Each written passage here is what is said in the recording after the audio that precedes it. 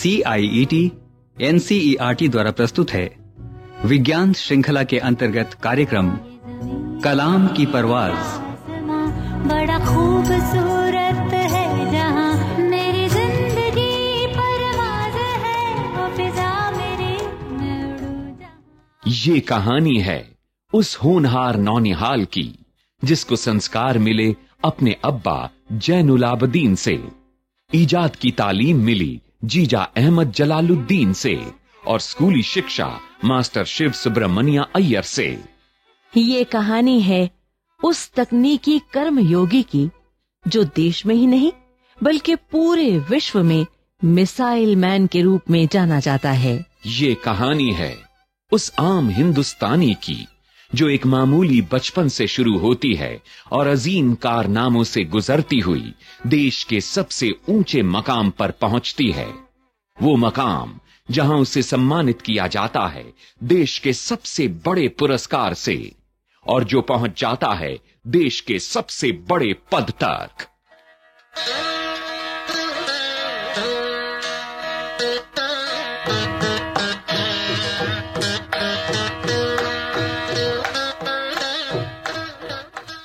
रामेश्वरम से राष्ट्रपति भवन तक सफर करने वाले डॉक्टर कलाम का पूरा नाम अबुल पाकिर जैनुलाब्दीन अब्दुल कलाम है। अब्बा जैनुलाब्दीन और अम्मी आशियाम्मा के इस बेटे का जन्म तब मद्रास और अब तमिलनाडु राज्य के रामेश्वरम कस्बे में 15 अक्टूबर सन 1931 में हुआ।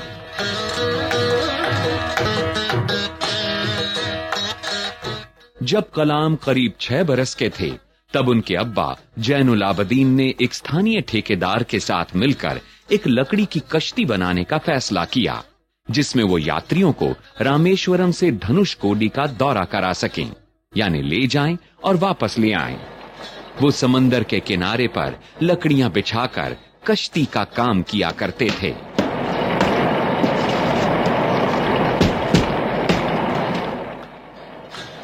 और बालक कलाम आग में तपाकर कश्ती की लकड़ी को वाटरप्रूफ बनाने के काम में अपने अब्बा की मदद किया करते थे। कलाम के चचेरे भाई शमसुद्दीन रामेश्वरम में अखबारों के एकमात्र वितरक थे। अखबार रामेश्वरम स्टेशन पर सुबह की ट्रेन से पहुंचते थे जो पामबन से आती थी।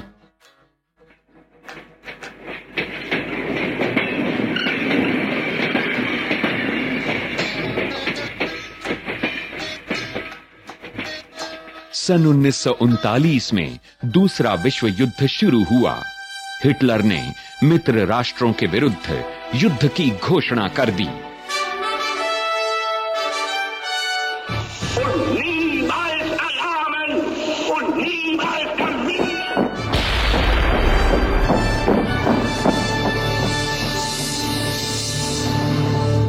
उस समय बालक कलाम 8 साल का था और इमरजेंसी के हालात के बावजूद रेलगाड़ी रामेश्वरम स्टेशन पर आती तो थी पर उसका स्टेशन पर रुकना सस्पेंड कर दिया गया था।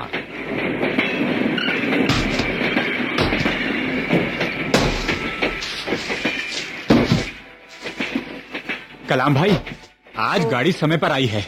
वो देखो, हमारा अखबारों का बंडल। हाँ, बहुत भारी है, जरा मेरी मदद करो। लाइए, इतने बंडल मैं उठा लेता हूँ।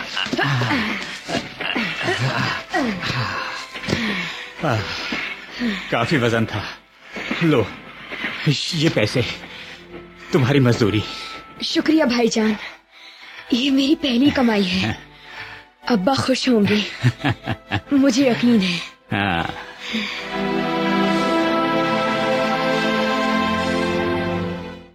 मुश्किलों के बावजूद धुन के पक्के अब्दुल कलाम को इजाजत मिल ही गई जिला मुख्यालय रामनाथपुरम जाकर पढ़ने की, क्योंकि रामेश्वरम कस्बे में कोई हाई स्कूल नहीं था। उन्होंने जिस स्कूल में दाखिला लिया उसका नाम था श्वार्ट्ज हाई स्कूल। उनके विज्ञान शिक्षक शिव सुब्रमण्या अय्यर थे जिनके साथ बालक कलाम घंटों गुजारते थे। उन्होंने कलाम को बहुत ज्यादा प्रभावित किया। वे एक बेहतरीन गुरु और गाइड थे।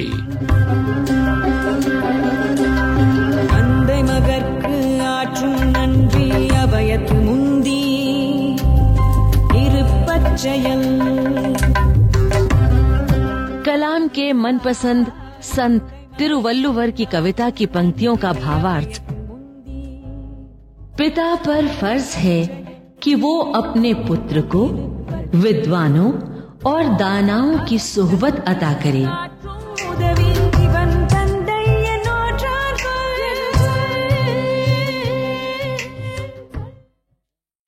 देखो कलाम जी, जिंदगी में कामयाब होने और नतीजे हासिल करने के लिए 3 ताकतों पर काबू पाना बहुत जरूरी है।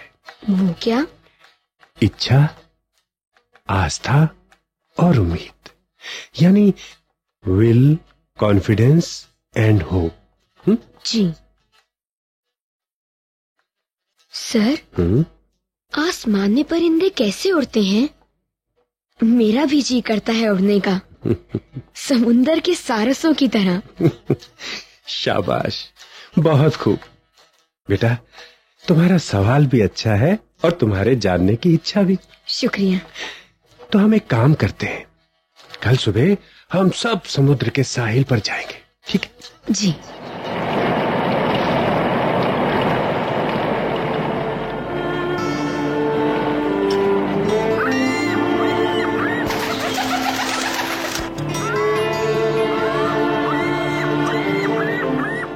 कलाम बेटा, वो देखो वहां, वो उधर दिख रहा है? कई परिंदे उड़ते हुए दिख रहे हैं ना, समुद्र के ऊपर मंडराते हुए। बेटा, वो आसमान में इतनी आसानी से, इतनी निपुणता से ऊंची उड़ाने कैसे भरने लगते हैं? कभी कभी तो वो पंखों को फड़फड़ाते हैं, है ना? कभी कभी ऐसा लगता है जैसे उनके पंख हिल ही नहीं रहे, फिर भी उड़ रहे हैं। जानते हो, उनकी उड़ानों के पीछे भी गहरा विज्ञान छिपा है। हाँ जी।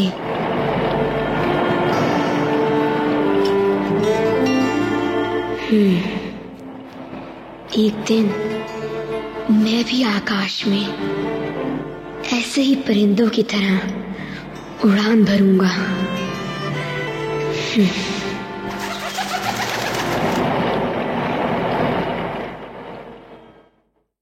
डॉक्टर कलाम के शब्दों में, that I have decided my future has to be something to do with flight.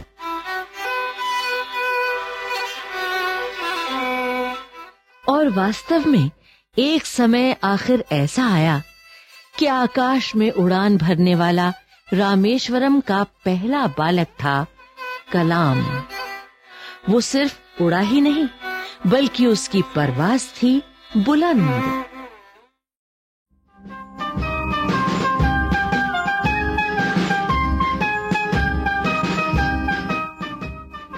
देश आजाद हो चुका था। आजादी के दिन अर्धरात्रि को संसद भवन से भारत के पहले प्रधानमंत्री पंडित जवाहरलाल नेहरू ने तब राष्ट्र को संबोधित करते हुए कहा,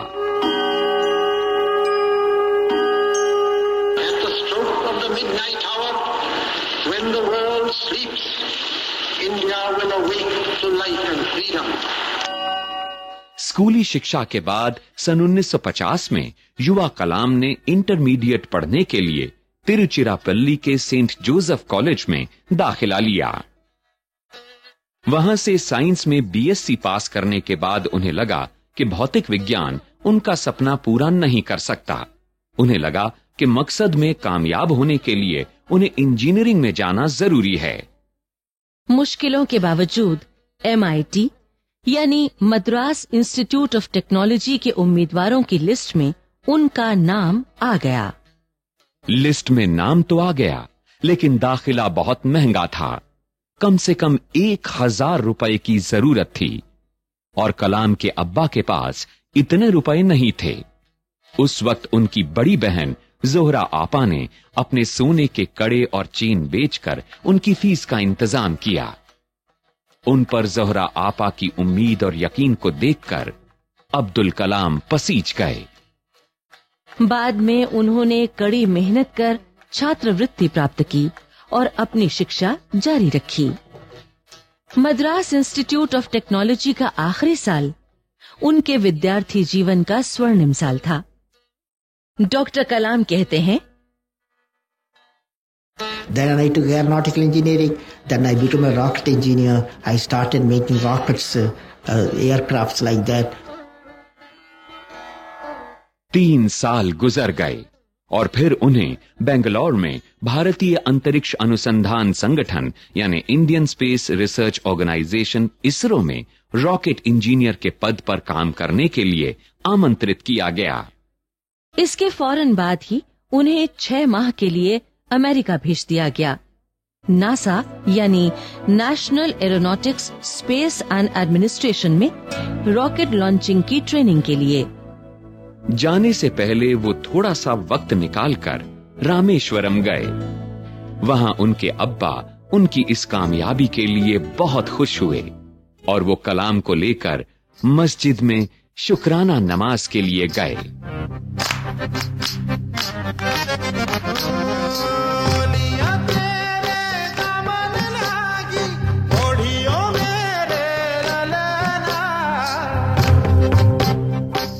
अमेरिका में अपनी ट्रेनिंग को उन्होंने पूरी लगन से पूरा किया।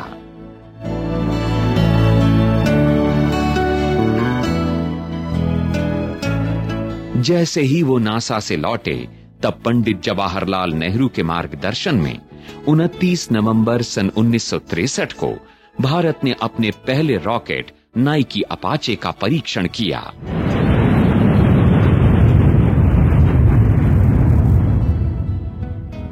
ये एक सफल प्रयास था।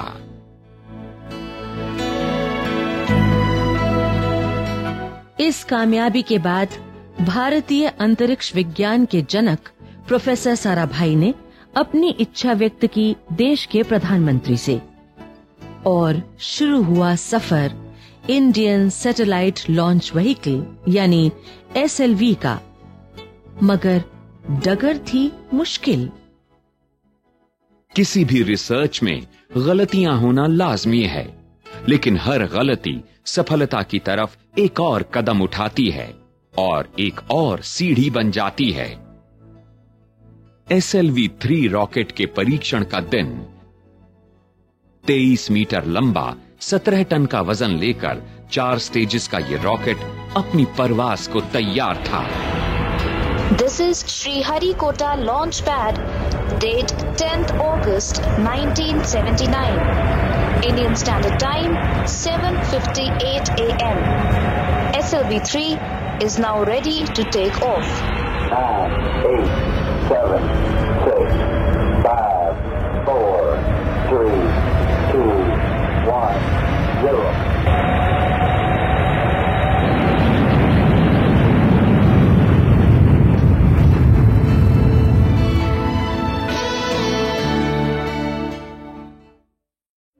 कलाम बताते हैं, One rocket took off, and first stage worked beautifully. That started spinning. I knew the rocket got into trouble, and it went to Bay of Bengal. So it was a failure. सिर्फ 317 second के बाद उड़ान विफल हो गई। तमाम rocket का मलबा श्रीहरिकोटा से 560 किलोमीटर दूर समुद्र में जाकर गिरा।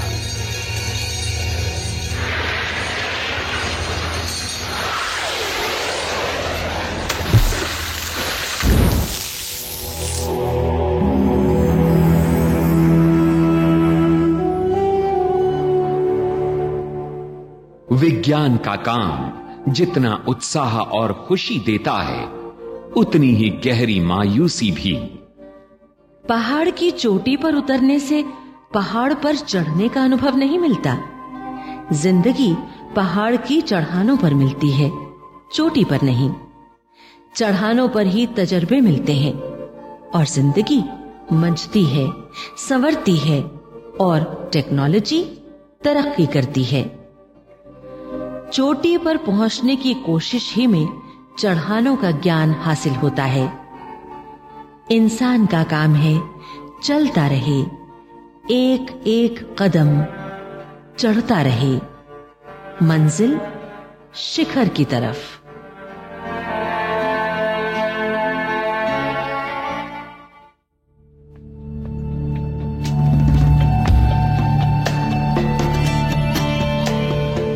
और फिर आया हिंदुस्तान के अंतरिक्ष प्रोग्राम की कामयाबी का दिन। 18 जुलाई सन 1980 की सुबह 8:30 सारे देश की नजर मिशन डायरेक्टर अब्दुल कलाम पर।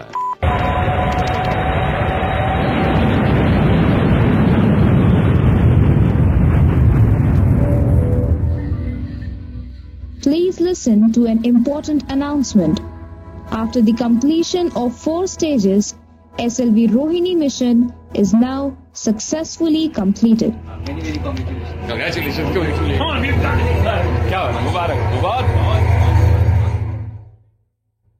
रॉकेट SLV अपने साथ 40 किलोग्राम का रोहिणी सैटेलाइट लेकर उड़ा और अगले 2 मिनट के अंदर रोहिणी अंतरिक्ष में था। मिशन के डायरेक्टर APJ अब्दुल कलाम ने कहा, Computer took over and first stage work, second stage work, third stage work, fourth stage work, satellite put into orbit. It was a successful flight. 2 से अधिक दशकों की कोशिशें, वो भी पूरी तरह से स्वदेशी। देश में उत्साह की लहर सी दौड़ गई। हिंदुस्तान विश्व के चंद देशों में शामिल हो गया जिनके पास सैटेलाइट लॉन्च की महारत थी। देश का एक अहम सपना पूरा हुआ और जुड़ा अंतरिक्ष के इतिहास में एक नया स्वर्णिम अध्याय।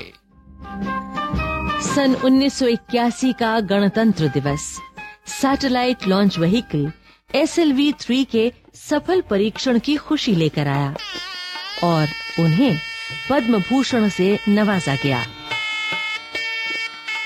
देशभक्त डॉक्टर APJ अब्दुल कलाम मातृभूमि भारत की रक्षा के लिए बनाना चाहते थे प्रक्षेपास्त्र यानी मिसाइल।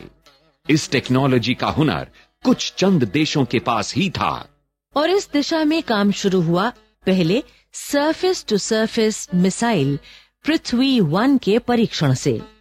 25 फरवरी सन 1988 देश के मिसाइल इतिहास का मील का पत्थर।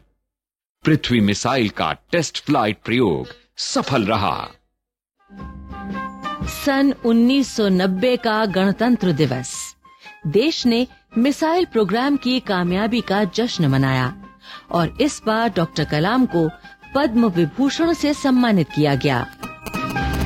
पृथ्वी को लॉन्च करने के 6 साल बाद सन 1994 में कलाम का एक और सपना साकार हुआ। मिसाइल अग्नि 1 का परीक्षण आशंकाओं के बावजूद सफल रहा।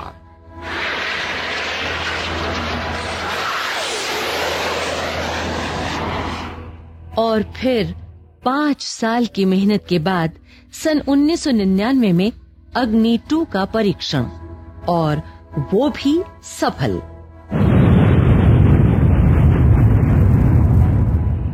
$600 सेकंड्स की परवाज कलाम के लिए उनकी जिंदगी का एक और यादगार लम्हा। फिर क्या था, एक के बाद एक कई और मिसाइलों का दौर, वो भी नई नई किस्मों की। मिसाइलों के कार्यक्रम बने जो अभी भी जारी हैं।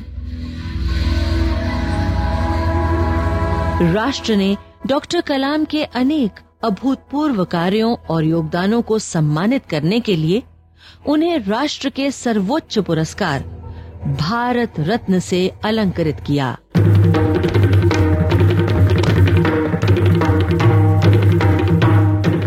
और फिर बृहस्पतिवार 25 जुलाई सन 2002 को सुबह 10 बजे राष्ट्रपति भवन का हॉल खचाखच भरा था। डॉक्टर कलाम ने भारत गणराज्य के 11वें राष्ट्रपति के रूप में शपथ ली। देश के सर्वोच्च पद पर आसीन रहने के बावजूद वो बड़े सरल स्वभाव की शख्सियत रहे हैं। उनका रहन सहन अब भी वैसा है जैसा जब वे कभी एक सरकारी वैज्ञानिक थे। वही छाछ, वही इडली का नाश्ता, वही पीली चप्पल, वही नीली कमीज। राष्ट्रपति बनने के बाद उन्होंने एक संकल्प किया था कि वो 1 साल में कम से कम 1 लाख बच्चों और नौजवानों से मिलेंगे। चाचा नेहरू के बाद शायद वो सबसे लोकप्रिय चाचा कलाम हैं। डॉक्टर कलाम ने स्कूली बच्चों से बातचीत में कहा, It was said by Walt Disney that if you can dream it, you can do it. Sir, please tell us about your dreams and the ways to attain them. The scientists who work in science for a lifetime, they will be discovering, they will be finding, there will be failure, success, but scientists never beaten by failures. राष्ट्र प्रणेता doctor कलाम देश के सभी नौनिहालों के लिए सपने बुनते हैं। उनकी जिंदगी एक मिसाल है हम सब के लिए। हो सकता है कि किसी गुमनाम सी जगह पर कोई साधन रहित बालक उनकी तरह उनसे मिले और उसकी उम्मीद रोशन हो जाए। ये ज़मीं मेरी, मेरा आसमां बड़ा खूबसूरत है जहां मेरी जिंदगी परवाज़ है वो फिज़ा मेरी मैं उड़ूं। कलाम की परवाज। अभी आप सुन रहे थे ये कार्यक्रम। शोध, आलेख एवं विषय संयोजन डॉक्टर जितेंद्र सिंह। कलाकार सुचित्रा गुप्ता, बाबला कोचर, दिनेश वर्मा, राजेश आहूजा और आकाश। तकनीकी नियंत्रण पुष्पलता कुमार। तकनीकी समन्वय सतीश लाडे। ध्वन्यांकन दीपक पांडे और अमिता भट्टी। निर्माण सहयोग दाऊ दयाल चतुर्वेदी तथा निर्माण एवं प्रस्तुति अजीत होरो।